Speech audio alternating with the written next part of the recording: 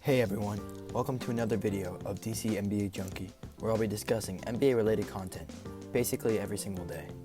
I'm continuing a series called NBA Team Futures, where every other day I deep dive into a different NBA team and talk about my stance on each team moving forward from the NBA hiatus. If that sounds interesting, then feel free to tune in on some fresh NBA content. Today I'll be discussing with the Indiana Pacers. With signing Malcolm Brogdon and extending Domantas Sabonis in the 2019 offseason, the Pacers are filled with deep young talent. Despite Oladipo being out with a quad injury and returning at the beginning of 2020. They're a solid team, but can the Pacers take the next step when fully healthy? We'll find out, and let's get to it. But before I begin, feel free to subscribe, leave a like on the video, and comment down below how you feel about the Indiana Pacers moving forward from the NBA hiatus. Now, without further ado, let's take a look into the future of the Indiana Pacers. Roll the intro. You got the best advice, but I won't call. No way. I know I'm grown, so I do not need y'all. I got it. And if I get locked up, I'll chase the law. Oh yeah, you fix it. To begin the team features review for the Indiana Pacers, I'm just gonna begin with the team overview for them. They finished with a 39-26 win-loss record, which was good to get them 5th in the East, which they are tied with the Sixers, but they have the advantage right now. And just as a team, they have a 1.9 plus or minus, which isn't amazing in the league. But aside from that, they, as a team, offensively, they don't get a lot of looks, but they're a really efficient team, and I just know that it's just because there's a lot of players on the team. I mean, just a good chunk of them who aren't really offensively minded, or they don't look to score all the time, so it's like the looks, as a team-wise, they're not always they don't look statistically amazing. They are 22nd in the league in points per game, 5th in field goals made, so efficiency, 29th in three-pointers made, and 30th in free throws made. So like I said before, the offensive looks aren't always there, and so that kind of translates to the free throws, why they're not getting a lot of free throws made, because they're not taking a lot. They're 24th in rebounds, and in the league, they're the 5th most efficient team in turnover-wise, so they're really good. The 5th least turnovers in the league. So, like I said before, they're a really efficient team. I like their team. I like Victor Oladipo, Brogdon, Miles Turner. We got T.J. Warren, Jeremy Lamb, Domantas Sabonis, even like T.J. McConnell, and a couple other, young pieces like Aaron Holiday, and there's T.J. Leaf, and even Goga Badatsi. There's a lot of young pieces, but there are also some, guys who are still young. That's what's another part of this team, is that they're a relatively young squad, which I really like. And like I said before, they're decent defensively because they have one of the, the better defensive. As a team, they're really nice defensively, and but like I said before, there were some injuries that kind of handicapped a lot of these stats, and just at their team performances in general. We have Victor Oladipo was out for basically, for half the season, and Jeremy Lamb was suffering a good number of injuries. So as a team, I think they're a really solid squad. I like their pieces, and I'm kind of excited to see what happens for them moving forward. Next, I'm going to go into Oladipo's recovery. He's going to be definitely a pivotal factor for their success, because just moving forward in terms of him getting healthy, that's like the idea of the recovery from his injury that he suffered last season. I mean, he did play this season, but he's sitting out. But I'll get into that later. In the 2017-2018 season, he was an all-star and had one of the best seasons. The best season of his career, averaging 23 points per game, 2.4 steals, which led the league, 5 rebounds, 4 assists, and 106 defensive rating, which is pretty all right, and 8 win shares. So this man was contributing to 8 whole wins of the season, which is actually pretty impressive for a guy who was pretty much like 26 years old. So he had a rough starting to his career, but he's doing pretty good right now. He's definitely showing signs of a superstar, and him sitting out for this NBA season resumption is just better long term.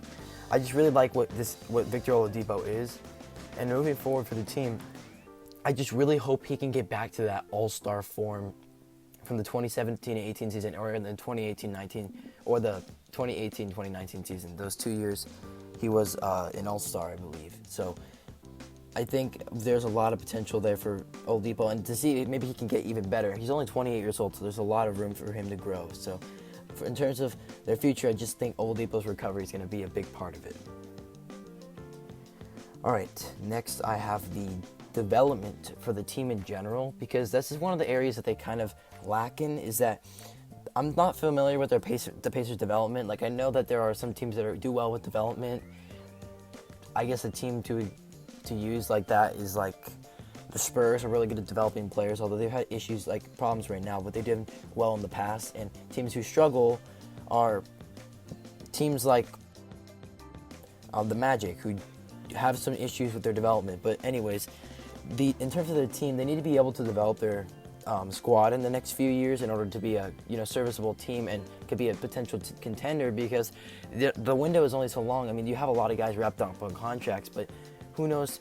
I guess that's never mind. Let me just say that they have a long time with these guys, and I think that's really special. And the good part of that is that they can work with these guys in the next couple of years and develop with them. But in terms of their team, I just think that players such as Badazzi, in terms of their bench, Doug McDermott, Justin Holiday, and even the starters, because there's a lot of room for them to grow. I mean, Miles Turner's only 24 years old. I'd say Brogdon's 27. TJ Warren's only 26. They have room to grow even there, because, and let's just be honest, in a league like this, you either need to have a really deep squad of just strong players, or you need to have stars. And I wouldn't say anybody who's on this team is a star.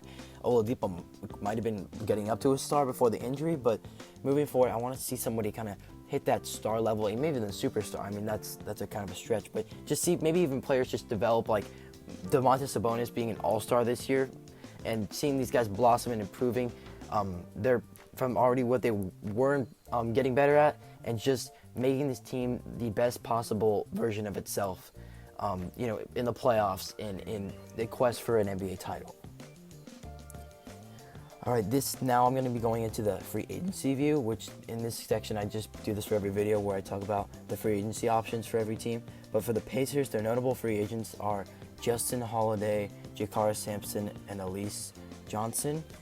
And for this team, there's not a lot of salary cap that they have to work with, especially since they have a lot of players wrapped up on contracts for many years, and especially with Oladipo eligible for his extension in the future, they're really not going to have a lot of the cap space. And Domantas Sabonis, his contract is kicking in from $3 million to $17 million. So, despite they have some contracts that are expiring, they're not going to have really much room with the increase to their salary cap as a team.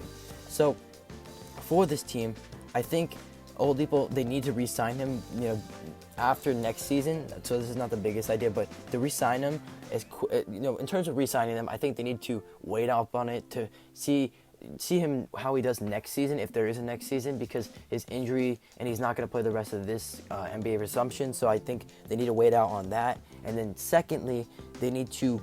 But if they do get placed in a position where Oladipo's like, I want to sign a contract, you're going to have to do it, and just pray for the next couple of years you're going to get the best version of Oladipo. And then for this team in general, I think, like I said, the Sabonis extension kicks in. So in terms of options for free agency, they're going to look to minimum guys, and I think they need big men off the bench who can run on like low contracts and can really help their team, because they have guys like Aaron Holiday, TJ McConnell, Jeremy Lamb when he's on the bench, Doug McDermott. They have a lot of guys who are solid and they're on the bench, but they have like Goga Badazzi, who's their center, and he's not. I mean, he's a rookie, so I'm going to give him a lot of anything for that. But he just needs time to develop, and I think a veteran center can help them, like Dwight Howard, or you could get a scorer if you need it, but that's not as necessary as Wilson Chandler, Alec Burks, and another like two big men I think can work as Nerlens Noel and Jahlil Okafor. So in terms of this team, I think those are some quality options that they could look into.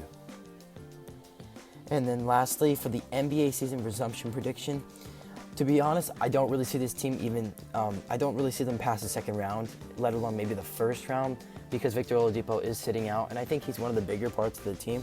But hey, I think they could get through the first round. They're likely to play either the Heat, the Sixers, and maybe the Celtics, but most likely the Heat or the Sixers. So those are two good matchups for them. And I don't know if there's anybody on this team who could really take the next step other than Victor Oladipo, who could, take the offensive step and, you know, be the leader, and also lead this team to wins. I think Sabonis is good, but there's only so much he can do at 6'11" as a big. It would have to be one of the like forwards. Like TJ Warren had a really good season, averaging 18 a game. I have to give him props for that. And yeah, just moving forward, I just don't know what I see. I don't really see them in the NBA season resumption doing too well, and that's because of no Oladipo. But the starters are solid, and I just hope that Jeremy Lamb is back and healthy for it. So I think if they have any chance, it's to get through the first round, but even then, that's going to be a tough matchup. And one question I want to leave off on before the video ends is, how will development go in Indiana? And this is for the future, because if this team is going to get good, it's going to have to be development in their current starters and their bench, because that's what's going to create them to be a winning team. They need to solidify their bench rotation, and then they need to perfect and fine-tune their starters. Like Malcolm Brogdon still has room to improve. Even TJ Warren, I think he's 26. Miles Turner as a stretch big is really important. Even if Domantas Sabonis could take a next step, he's 24 years old, so there's a lot of room there. And even Victor Oladipo, like I said, in the future. And yeah, with that being said, that will be the end of today's video. If you enjoyed, feel free to subscribe, leave a like on the video, and like I said before, comment how you think the Indiana Pacers will do in the fall. For their future, and maybe even in this NBA playoffs. And yeah, there will be a playlist above of all the other team future videos if you want to check those out, and make sure to subscribe, like I said before. And yeah, thank you for watching, and have a great day.